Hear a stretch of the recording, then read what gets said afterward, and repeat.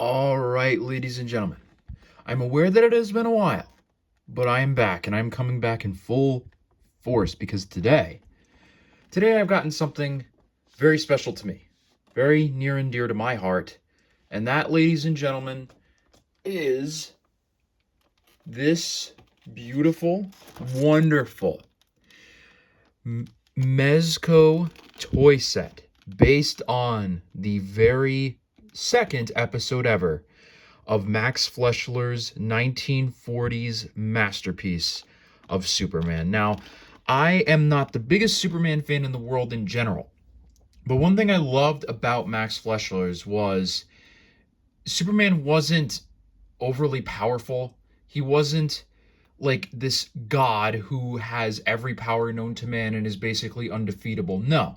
Every situation that Max Fleischer put his Superman in was a situation where you wondered if he would win or not. And on top of that, the animation and the fight choreography was gorgeous, especially for a cartoon of this time. So when I saw that this playset existed, I just knew I had to get it. So taking a look at the box here, get a view of the figure, the Mechanical Monsters, 1941, that's the name of the episode this is. You get a shot of Superman fighting one of the Mechanical Monsters on the back. You get that on the same side. Here's some information. I don't know what this is for. Apparently it's for ages 18 and up. That's good to know. But yeah, Mezco Toys, definitely would recommend checking them out. They have some really, really great stuff. And then here is what you get in the whole package. So all of this, like I said, is based on that one specific episode. So you've got the area where the mad scientist built the mechanical monsters, the area where Lois was being held in peril over a pit of lava, and the jewelry store where she was kidnapped and where the monster was originally intending to go. And then here you get to see all the pieces for all the figures. And yes, there is a phone booth that you can use to turn Clark Kent into Superman.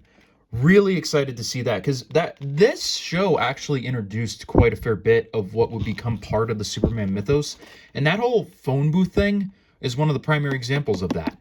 That came from here, folks. So let me just go ahead and see how I can get this open. I'm sure there will be some assembly required, but it looks like we just have a little bit of tape on the side here that we can hopefully... I'd like to try to not damage the box, even though I'm opening the box, but... there we go. Don't do what I just did, because that could have severely injured me. But yeah, let's go ahead. Looks like we have to slide this on out, and oh my goodness, it's so beautiful already. Oh my goodness, dude. Holy crap. Okay, look at all of this. All right, it looks like... all right, I'm going to need to take some time to actually figure out how this is assembled.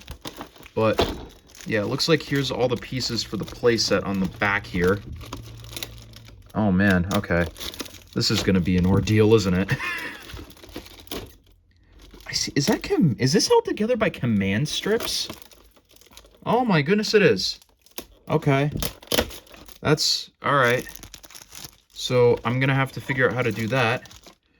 We got the mechanical monster here with all his pieces. I'm gonna go ahead and I'm not gonna show like everything off because I want to get the playset assembled first, but so let's see how I can do that. I don't know how this is going to work, but I'm really, really, really, really stoked to figure out how I can do this here. So let me just move all this stuff to the side, and let's see what we can do here. Okay, so I think I've got it all assembled here. I'm going to put a time lapse at the end of the video just showing how it was assembled. I don't want to put that here now just in case people don't want to see that. So end of the video, if you want to see how this kind of comes together, just make sure to check a time lapse. But holy crap, this is insane. So what this actually is basically is it's like a cardboard, like a very thick cardboard that has like these command strip sections here that you peel off, and then you fold it the correct way, and it sticks together. So I don't know how this is going to hold for like longevity's sake, but luckily the adhesive sections are relatively easy to spot and know. So if you do want to keep the longevity of this playset, I would maybe recommend, well, A, make sure you keep it out of like damp areas and things like that. B, And probably more importantly, just kind of keep track of where the adhesive goes so that you can like reapply, like maybe it with super glue or something along those lines. But yeah, this is a very interesting section here. So I'm going to take you through all the sections of the playset as it is right now, and then we'll go ahead and get the figures in here and do all that jazz. So here, this is the storage area for the mechanical monsters, and this is where the mad scientists who created them are. And we have number 15. You'll see they're all numbered here on the back. They're all numbered. We have number 15 because that's the one that kidnapped Lois.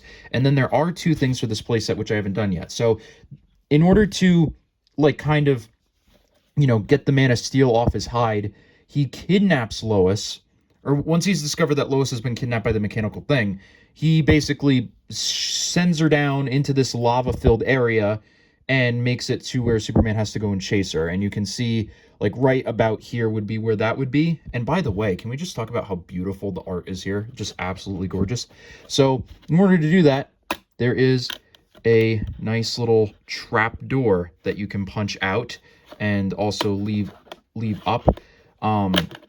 So that way you can have Lois like, oh no, the mad scientist, and then the mechanical thing, right? And then she, blammo, falls through and goes through that way, and have her go down in here, and then Superman has to come through this doorway to save her. So there's that. Other play feature is on this side. You'll notice this breakaway thing that kind of looks a little strange, but it's there. If you turn around here, this is actually a door with these big mechanical locks on it that no one could possibly penetrate. Well, obviously, who can? Superman. So you just punch these and separate them, and then the door opens up, and Superman is now bust through and can take on the mad scientist and his mechanical horrors. So very nice, and it actually does come back together very well. So when you're looking at it from this side, you don't really notice it that much, especially if you can just get it kind of just right. But yeah, that's what that's for. And oh, I should also mention that if you ever do get this set, there are instructions for everything they're also in the box separately. And then here, this is the jewelry store that was robbed. So you can kind of start everyone off, have them standing here, and there's not really anything to do on this side. It's more so just if you kind of want Clark and Lois to be hanging out or whatever, this is a better place to do that than inside the Mechanical Monsters lab. And that's kind of all you can do with this. This is more of a displayer's set, I think, and that's kind of what I'm looking for with it, so I'm really happy about that. But what's the most important part of a display? It's the things that you have it to display on. So let's go ahead and get out all the characters here. I am going to leave it recording for this part and not put it to the end because I want to kind of experience this with you guys. If I can just figure out how the... Okay, pretty easy. Pretty easy, I think. Just gotta get this. Oh, crap. Okay. We're gonna lift this up here. All right, there we go. So it looks like we have some plating of some sort that kind of came out. Oh, I think are these display stands? Oh, that's what these are. Okay, these are display stands for your figures. So you have for your display a beautiful Clark Kent. There are 5 points of articulation on each figure, so you can move the head, you can move the arms, have them go up and down. They are a little stiff, but like this isn't really, like I said, this isn't necessarily a play set. It's a display set, if that makes sense. But yeah, you can have them kind of walking. And ordinarily, I do get kind of mad when there's not elbow and knee articulation, but given how, you know, these characters would have been animated, I actually think it fits very well. Each character also does have some sort of accessory. So Clark, if I can get it out, this is incredibly tiny. I don't even know if you will be able to see it on camera. Is it going to focus? No. Oh, I love the iPhone so much. Oh my goodness, it's so great. It won't focus in, but this is meant to be okay, wait, this actually is better. It's like a little notepad for him to hold. So if we were to have him stick out his hand here, we can just kind of clip it in, I think. Okay, hold on. All right, there we go. Loosely, but yeah, look, he's holding his little notepad so he can write stuff down. Pretty cool. I like it. We're gonna not use that though, because the accessories are very tiny. And oh my goodness. Okay, this is gonna be the strangest version of this character I think you guys will ever see in figure form. This is 1940's Lois Lane. And just for comparison on that hand size and arm size, if you think that's tiny, like look at it compared to Clark's, and then look at my thumb. I mean, I don't know if I've ever seen a figure with this tiny arms. Like I can actually, like, they're so small, like almost bends when I move them. These are very, very fragile. As a matter of fact, it looks like her arm is like starting to get disjointed a little bit. I don't know if I feel comfortable moving her. Yeah, wow, okay. And then she should have hip articulation. Yep, okay, wow. Hey, there we go. There's the inside. So her dress can kind of separate and look like pants for some reason. Yeah, so you probably want to keep the legs together anyway, or just like, oh boy. What is that? Oh, jeez, that does not look right. Yeah, well, I mean, of course, characters like these, you're trying to move them, not really going to work out too well, especially like a plastic mold dress. But just the mold itself looks very, very accurate, I must say. Very, very good indeed. I really, really love what they did here. I think it looks really neat. And she should have an accessory as well that I don't actually... Oh, no. Well, I'm gonna have to do some looking for it, but either I have lost it, or yeah, I don't know where it went. She's supposed to have like a little sketch pad as well, but it's so tiny, I don't know where it went. Or if I even got it in the first place. So, yeah, that's unfortunate, but, I'll do some looking. If I can find it, I'll show you guys, but I don't know. We're just gonna go ahead and move on to the man himself. The man himself, Superman. And, I mean, just look at this, right? He's got this really nice face here, and like I said, the head does move, albeit very stiffly, and then he has these arms here that he can use to punch and do whatever and fly. It's got a lot of movement there. The Superman figure does, and I'm kind of glad it does, I think, feel and look the best out of all the figures in here. Definitely really, really great. However, where Superman does differ from other characters is he actually does come with swappable body parts. So he has hands that can be holding on to things, I guess. I don't know why you would necessarily need that, especially since he doesn't come with any accessories, but yeah, you can just pull his arms out just like that, and then snap in the next arm, and, you know, yeah, pretty easy. Very, very easy. And he also, his arms are a bit more like de-extended too, like they're not as, you know, they're just kind of more of like a relaxed pose. So this might even work better too if you want to have like him flying with like the extended arm and then have like his other arm hanging at the side. But I think for my personal purposes here, I think what I'm gonna do is just use his like I'm ready to beat your ass arms here. So that's kind of all of that done and out of the way. We have one more figure to look at, and then we of course have this masterpiece, which I am going to go ahead and save for the very end because it wouldn't feel right if I didn't. So let's go ahead and take a look at Mechanical Monster number 5. He's got quite a few interchangeable parts here compared to the other figures, and is also much larger significantly. Let me just get him out of there. And yes, here, oh boy, okay. Gotta be careful with this one. Here we go.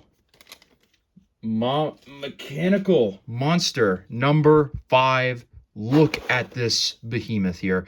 And just for comparison, here's Superman next to him. So yeah, definitely a massive size difference. Almost double the size of your Man of Steel here. This back plate, I believe, yep, should open just like that. that is how the mechanical monster stores the goods that it steals, and also Lois Lane, who is definitely 100% not fitting in there. But that is how he steals the goods that he has. He has this thing here, which I think is supposed to be for this, right? Yeah. So the mechanical monster is actually able to fly, but we'll take a look at that. And wow, okay, the movement is much better on this than it is on the other figures. Really smooth, easy to operate, and unlike the other figures, the mechanical monster moving like this is how it moves. It moves just like this. So not having, like, it quite literally, like, moves in a very robotic, stiff way. It does, like, stuff like this, and yeah, it's just very, very, very nice. I love this figure so much. Definitely the highlight of the set. Well, aside from Superman himself, but just very, very, very nice, very fluid, very easy to move, and we have accessories here. So if you've never seen the episode in question, the mechanical monster does have a unique ability, and that ability, friends, is the ability to fly in the funniest way you will have ever seen. So you just add his head back on like this, like that, and then if we can get these out, that is, there we go. We just got to get this in the armhole here. So he would be flying like, well, I guess for our purposes, like so. So this spins around here. So it's like, it's really weird. It's like this propeller system here. So it's almost like he converts himself into a plane and is able to fly around like that. Now, I think the wings are technically kind of supposed to go like this, right? But because of the way the router spins, you can't really do that. So it's got to be like this. And yeah, he flies like this through the air, and it admittedly is very goofy, but it's really, really nice that they give you the ability to do that. And of course, in the actual episode, it does look a lot cooler, but there's not only so much you can do here. And I think this is a really well adapted form of the mechanical monster. Now, me personally, just because I'm not going to be playing with this set, I'm going to have it on display and maybe move things around. I'm not going to do the whole flying thing, because it would just be kind of, you know, stupid as hell for me to have him just standing there, essentially just T-posing. So we're not going to be doing that. But yeah, just make sure you add the standard ring around first, and then pretty easy too. I mean, you know, talking about real-time transformation, I mean, that's pretty easy. And then he does have one more accessory here, and that accessory is, because if you see these little little holes here, because he is actually able to send out a projectile of like this fiery electric thing, and yeah, like, looks really cool. I mean, you got to imagine, like, right, we angle the camera down, you know, you've got Superman getting ready to punch him, like flying up to do this, right? And let me use one of the stands, actually, so that way, you know, he doesn't fall over. Like, you got to imagine, it's just, you know, Superman's, you know, getting ready to punch him in a more dynamic pose, maybe something like this, and then you have the mechanical monster leaning down, getting ready to grab Superman, and then just like spray fire in his face. Like, it's a really cool attack, and I'm really glad that it was replicated. You also have to make sure that your figures are actually standing evenly, which in this case, for some reason, it's not. But there you go, like something along those lines there. Super sick. I love this. Really, really great. And I cannot wait to kind of display this in any other way. And by the way, including the stands, thank you. Just thank you, Mezco, because yeah, these guys could use the help. But we are not done, folks, because we are going to go ahead and take a look at the feature here, which is, of course, the telephone booth. So I need to figure out how this actually opens here, because I don't know. Oh, here, like that. Okay, so easy enough. So you just Literally, this is just a handle. I thought it opened like 2 ways, but nope, you just open it like this, and there you go. And you have this dial here on the side. So you have these footholes here. So we're going to put Clark in on one end, like so, if I can actually get him. Okay, not exactly the easiest to actually get the figure to stand in here, but it's doable. I have to, like, get it close to me so that I can actually line up the foothole.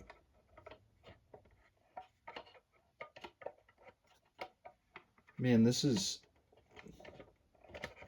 Okay, this is not as easy as I thought it was going to be, but if you want him to, you know, not fall, I'd recommend... Where is the foothole? Okay, so it's like in the first section of his foot here. I can't even see. I can't, like, I legitimately cannot see it. So, yeah, I would have maybe, like, had a removable roof for this, because, I mean, you can see I'm just basically having to feel around for the hole. But, okay, I've got it. I got it, I think.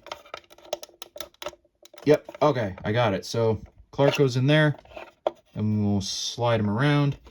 And now we just have to get Superman in here.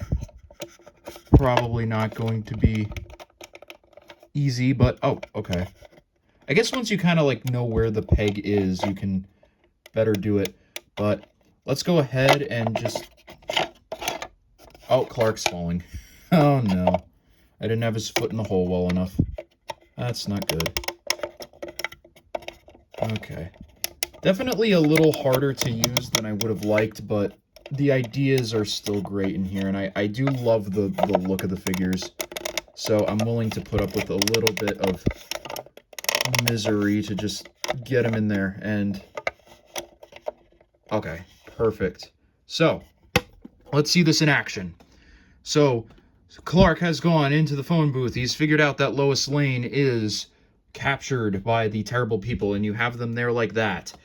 And so I'm gonna just rotate this a little bit more, a little bit more, a little bit more. Okay, you have him here like this. He's found out that Lois is in trouble, and there's a little dial on the side. He's getting ready. He's getting ready. He's getting ready, and just like that, in the blink of an eye, frick, Pooperman is here to save the day. Yeah. It's okay. So that's sick. I love that. That's great. Also gives you a really nice, like, storage space, I think, for accessories, because you could have Superman out of the thing and then just put, like, all of this crap, like, in here and then just, you know, flip it around.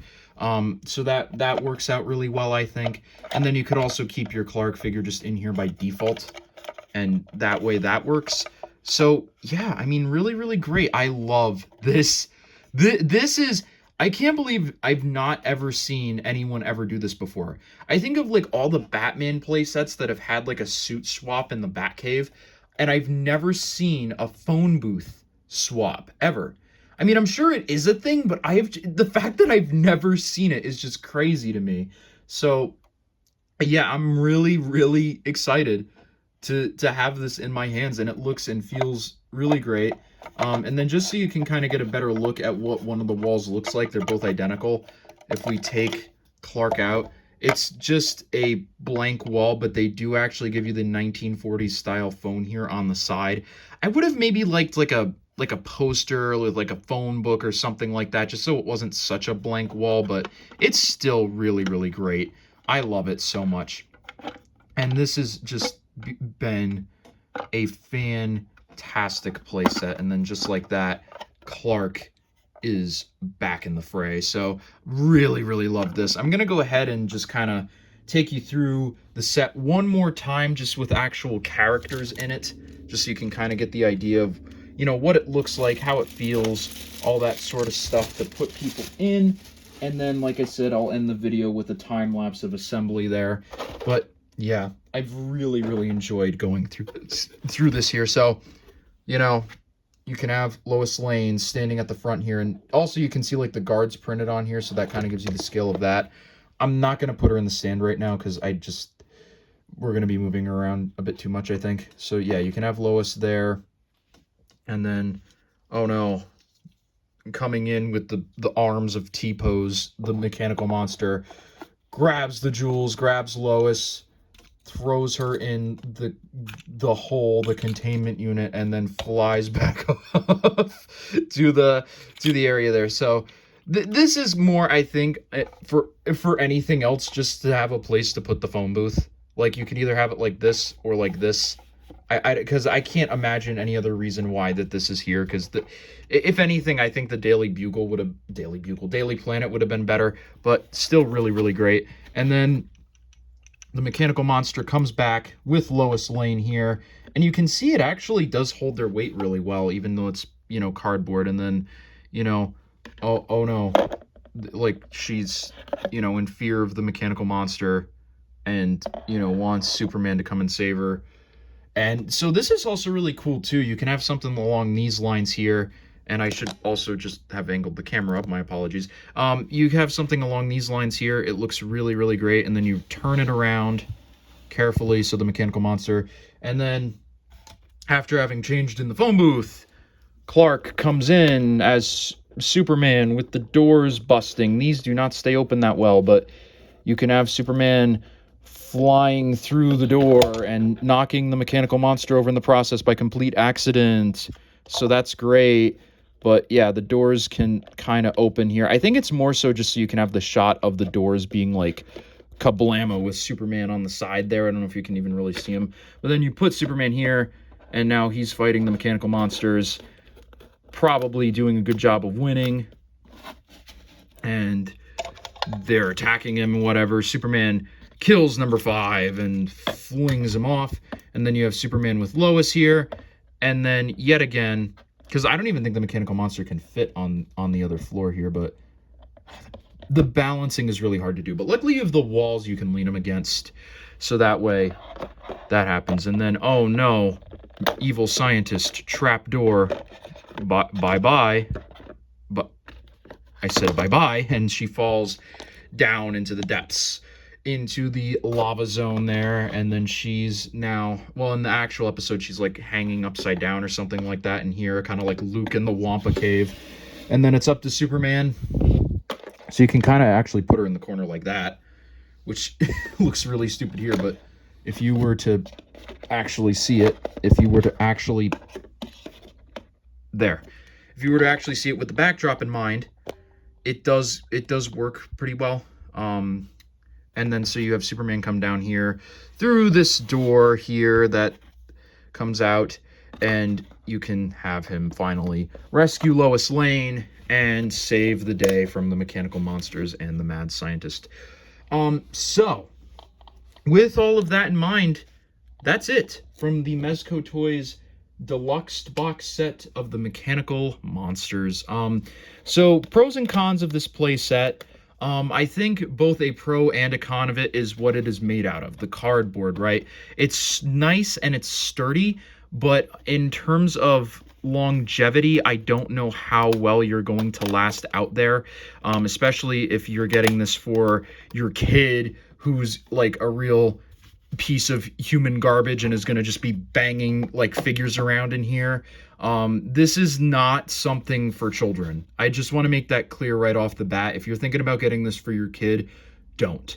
This is for a collector. The figures are not meant for actual play.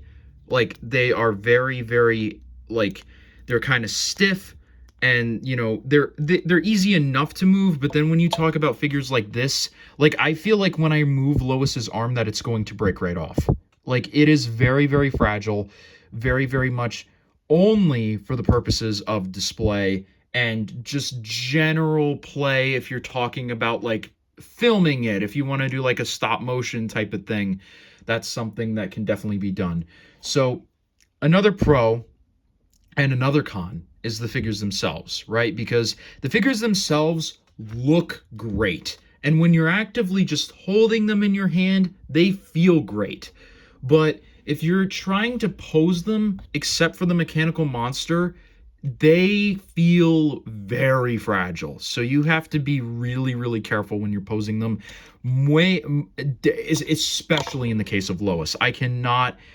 like, her arms are just so thin and just like bendable that like I just feel like they could snap off at any moment. I also feel like the accessories that you can get with them just don't really go in the hands that well. Granted, this isn't Lois's, but it just like even with Clark's notepad, it just didn't really fit in too great. But definite pro, and I don't really think there's any con with this, is the look of the set. They managed to basically take still images from Max Fleischer's Superman and completely just make a full-on dynamic, beautiful playset. And the way that this folds up, you get some really great like things here. Like you get a bit of depth in this doorway because this part of the wall here in here is not the same as this. This actually folds on over on top of this. So you get like these really nice like field of view type things that are just so great. So great. I just wish it was made of like maybe a plastic, which I know isn't really that great for looks, but I think it would have helped with the potential longevity of this set and also made it a bit more playable. But you get really, really nice stuff in here. Things are a little hard to access, especially with this phone booth, but once you get it to work, it works really, really well. Everything is like really well thought out here, and I love the set. Like ultimately, this is a fantastic set, and if you are a fan of old school Superman, this is a definite recommendation for me. This is just like you are not going to find a company that makes stuff based on Max Fleischer's Superman probably in general, let alone one that is like this detailed and this like well thought out. And to just reference, you know, these episodes, like to do this, a playset that goes this in depth to one episode is just fantastic. And I really, really do love and cherish it. I am still going to have to find though, I am still going to have to find that notepad for Lois. So I don't, because I don't know where it went. But if you look at the back of the box, so, because I don't know if I'll find it right now, you can see it's just like this black, like, square here that is a bit smaller so she can hold it. But, again, just Mezco, I think, you know, I have my problems with this set, but Mezco really did just absolutely knock it out of the park here, and I am just absolutely in love with this. I have loved Max Fleischer's Superman ever since I was a kid. I remember going down to my local library and, you know, getting videos on it and watching the same episodes over and over and over again because they had a very limited selection. But yeah, I will always have a special place in my heart for Max Fleischer's Superman, and I cannot thank Mezco enough for making something that is this, making something that obviously just has so much love and care put into it for a series that, you know, unfortunately I think has kind of fallen to the wayside, but it is so important in terms of the legacy of Superman. You know, Superman would not be who he is today without this cartoon. So I just have to say, once again, from the bottom of my heart, I really do thank Mezco for just taking the time to make such a detail-oriented set and just really honestly bringing a childhood dream to life. That Max Fleischer is probably my favorite interpretation of the character. And I'm so, I don't even have words to be able to have this in front of me. Is just, it's so beautiful.